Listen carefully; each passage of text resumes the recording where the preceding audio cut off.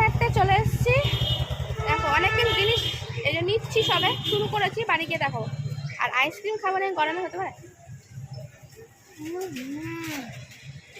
Just মাকে বললাম যে মা খাও, না খাবো না। এই গরমে আইসক্রিম যে খেতে পছন্দ করে না তার কথা কি বলবো। এরকম করি না তা না, আইসক্রিম খেলে সুগার বাড়ে না মা? হ্যাঁ আইসক্রিম এগুলো খেতে পারবে না,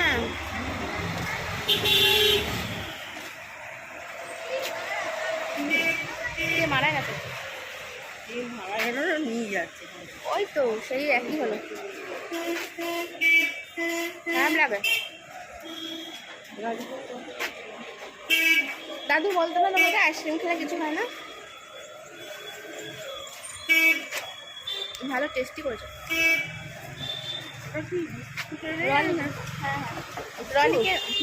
রনিকের এই ফ্লেভারটা আমি আজকে টেস্ট করলাম, ভালো।